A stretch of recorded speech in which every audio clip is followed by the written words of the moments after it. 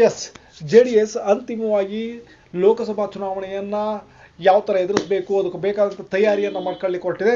ಅದರ ಮೊದಲ ಭಾಗವಾಗಿ ಈಗ ಕ್ಯಾಂಡಿಡೇಟ್ ಯಾರಾಗಬೇಕು, ಒಂದು ವೇಳೆ ಯಾರು ಹಾಕಿದರೆ ಅವರು ಯಾರನ್ನ ಕ್ಯಾಂಡಿಡೇಟ್ ಮಾಡಿದರೆ ಇಲ್ಲಿ ಯಾರನ್ನ ಬದಲಾಯಿಸಬೇಕು ಅನ್ನೋ ಒಂದು ಯೋಚನೆಯನ್ನು ಮಾಡಿ ಈಗಾಗಲೇ ಪಟ್ಟಿಯನ್ನು ತಯಾರು ಮಾಡಲಿಕ್ಕೆ ರೆಡಿಯಾಗಿದೆ. ಇದರಲ್ಲಿ ಹಾಸನಕ್ಕೆ ಬಂದರೆ ಒಂದು ಪ್ರಜ್ವಲ್ ರೇವಣ್ಣ, ಹಾಲಿ ಸಂಸದರು HK ಕುಮಾರಸ್ವಾಮಿ ಮತ್ತು ಎ ಮಂಜು, ಈ 3 ಜನರ ಹೆಸರನ್ನು ಫೈನಲ್ ಮಾಡಿದೆ.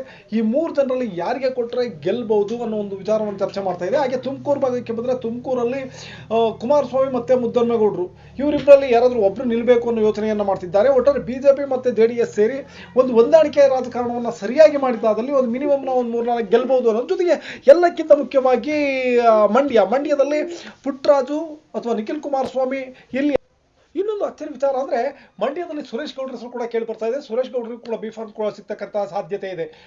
ಭಾರತೀಯ ಜನತಾ ಪಕ್ಷದ ನಾಯಕರಾಗಿದ್ದಂಥ ಸುರೇಶ್ ಗೌಡ್ರು ತುಮಕೂರು ಸುರೇಶ್ ಗೌಡ್ರಿಗೆ ಮಂಡ್ಯದಲ್ಲಿ ಟಿಕೆಟ್ ಕೊಡ್ತಕ್ಕಂಥ ಯೋಚನೆಯನ್ನು ಕೂಡ JDS ಮಾಡ್ತಾ ಇದೆ.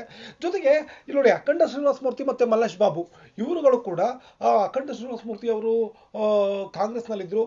ಅವರನ್ನ ಕರೆತಂದು ಈಗ ಲೋಕಸಭೆಗೆ ಕೋಲಾರ ಲೋಕಸಭಾ ವ್ಯಾಪ್ತಿಯಲ್ಲಿ ಟಿಕೆಟ್ ಕೊಡಬೇಕು ಅಂತೇಳಿ ಯೋಚನೆಯನ್ನು ಮಾಡ್ತಾ ಇದೆ. ಕೋಲಾರ ಕ್ಷೇತ್ರದಲ್ಲಿ ಇವರಿಗೆ B.Pharm ಅನ್ನು ಕೊಟ್ಟರೆ ಇವರು ಅಥವಾ ಮಲ್ಲೇಶ್ ಬಾಬುಗೆ. ನಂತರ ಮೈಸೂರು ಭಾಗಕ್ಕೆ ಬಂದರೆ ನಾವು ಮೈಸೂರಲ್ಲಿ ಬಂದು ಸಾರಾ ಮಹೇಶ್ ಮತ್ತು GT ದೇವೇಗೌಡರಿಗೆ, ಇಷ್ಟೆಲ್ಲರ ಜೊತೆಗೆ ಉತ್ತರ ಕರ್ನಾಟಕದಲ್ಲೂ ಕೂಡ ಒಂದು ಸೀಟನ್ನು ಕೇಳಿದ್ದಾರೆ. ಆ ಉತ್ತರ ಕರ್ನಾಟಕ ಅಂದರೆ ವಿಜಯಪುರವನ್ನು ಕೇಳಿದ್ದಾರೆ. ಅಲ್ಲಿ ಸುನೀತಾ ಚೌಹಾಣ್ ಅವರಿಗೆ ಟಿಕೆಟ್ ಕೊಟ್ಟರೆ ಗೆಲ್ಬಹುದು ಅಂತ ಹೇಳಲಾಗ್ತಾ ಇದೆ. ಇದೆಲ್ಲರ ಜೊತೆಗೆ ಇನ್ನೊಂದು ಏನಂದರೆ ಸೋತಿರ್ತಕ್ಕಂಥ HK ಕುಮಾರಸ್ವಾಮಿ ಅವರು, ಸಕಲೇಶಪುರ ಕ್ಷೇತ್ರದಿಂದ ಸೋತಿರ್ತಕ್ಕಂಥ HK ಕುಮಾರಸ್ವಾಮಿ ಅವರನ್ನು B.Pharm ಕೊಟ್ಟು ಈ ಬಾರಿ ಲೋಕಸಭೆಗೆ ಕಳಿಸಲಿಕ್ಕೆ ಯೋಚನೆಯನ್ನು ಮಾಡ್ತಿದ್ದಾರೆ.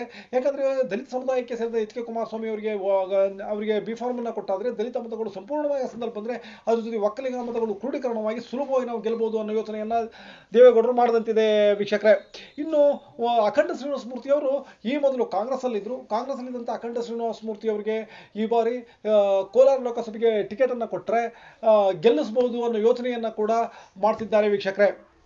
ಒಟ್ಟಾರೆಯಾಗಿ BJP ಮತ್ತು JDS ಇಬ್ಬರು ಹೊಂದಾಣಿಕೆ ರಾಜಕಾರಣವನ್ನು ಮಾಡಿ ಆ ಹೊಂದಾಣಿಕೆಯಲ್ಲಿ ಆದಷ್ಟು ಎಷ್ಟು ಸೀಟ್ ಗೆಲ್ಲಲಿಕ್ಕೆ ಸಾಧ್ಯನೋ ಅಷ್ಟು ಸೀಟನ್ನು ಗೆದ್ಕೋಬೇಕು ಅನ್ನೋ ಒಂದು ತೀರ್ಮಾನಕ್ಕೆ ಕುಮಾರಸ್ವಾಮಿ ಮತ್ತು ದೇವೇಗೌಡರು ಬಂದಂತಿದೆ. ಹಾಗಾಗಿ ಇವರು ಒಂದು 2-3 ಪಟ್ಟಿಯನ್ನು ರೆಡಿ ಮಾಡ್ತಿದ್ದಾರೆ. ಆಲ್ಮೋಸ್ಟ್ ಆಲ್ A-B-C ಅನ್ನೋ ಒಂದು ಪಟ್ಟಿಗಳನ್ನು ರೆಡಿ ಮಾಡಿ ಕಾಂಗ್ರೆಸ್ಸಿಂದ ಯಾರು ಕ್ಯಾಂಡಿಡೇಟ್ ಆದರೆ ಇವರು ಯಾರನ್ನ ಕ್ಯಾಂಡಿಡೇಟ್ ಮಾಡಬೇಕು, ಕಾಂಗ್ರೆಸ್ಸಿಂದ ಯಾವ ಕಮ್ಯುನಿಟಿಗೆ ಟಿಕೆಟನ್ನು ಕೊಟ್ಟರೆ ಇವರು ಯಾವ ಕಮ್ಯುನಿಟಿಗೆ ಟಿಕೆಟನ್ನು ಕೊಡಬೇಕು, ಈ ಎಲ್ಲ ಯೋಚನೆಯನ್ನು ಮಾಡ್ತಿದ್ದಾರೆ.